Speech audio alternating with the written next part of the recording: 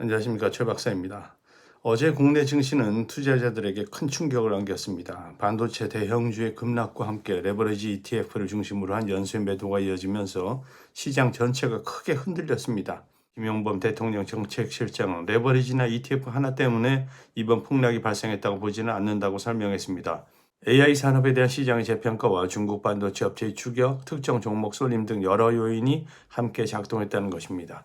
이번 폭락을 단 하나의 원인으로 설명할 수는 없습니다. 시장에는 언제나 여러 변수가 동시에 존재합니다. 하지만 국민들이 묻는 것은 원인이 하나냐, 여러 개냐가 아닙니다. 국민이 묻는 것은 정부가 새롭게 도입한 제도가 시장의 변동성을 키웠느냐는 것입니다. 정부는 올해 단일 종목 레버리지 ETF를 허용했습니다. 명분은 투자 선택권 확대와 해외 시장과의 형평성이었습니다. 하지만 결과적으로 삼성전자와 SK하이닉스 등 특정 종목으로 막대한 자금이 몰렸고 시장은 이전보다 훨씬 높은 변동성을 갖게 되었습니다. 이런 측면에서 볼 때 김용범 정책실장의 레버리지 ETF만의 책임은 아니다라고 한 말은 상당히 문제가 있다고 할 수 있겠습니다. 산불이 났다고 생각해 봅시다. 산불의 원인은 바람일 수도 있고 가뭄일 수도 있고 작은 불씨 하나일 수도 있습니다. 그렇다고 해서 마른 숲을 그대로 방치한 책임까지 없어지는 것은 아닙니다. 이번 증시도 마찬가지죠.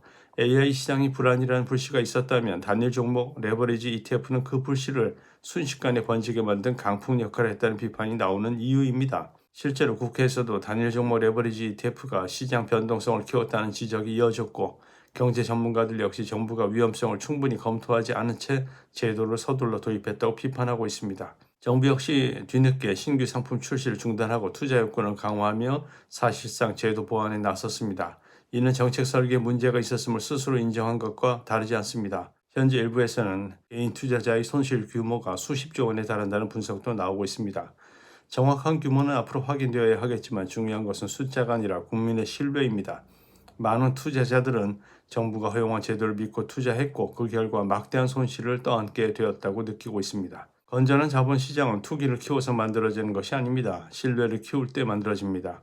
정부의 역할은 투자자들에게 더 위험한 상품을 제공하는 것이 아니라 오래 투자해도 안심하고 투자할 수 있는 시장을 만드는 것입니다. 이번 폭락은 단순한 하루의 주가 하락이 아닙니다. 정부가 시장에 개입할 때는 수익보다 위험을 먼저 생각해야 한다는 사실을 보여준 사건입니다. 정부의 한 번의 정책 판단은 수백만 투자자의 자산을 흔들 수 있습니다. 그렇기에 책임 있는 정부라면 책임 있는 해명부터 내놓아야 합니다. 국민은 변명이 아니라 책임을 원하고 있습니다. 그것이 무너진 시장의 신뢰를 회복하는 첫걸음이 될 것입니다. 지금까지 세상산책의 최 박사였습니다. 감사합니다.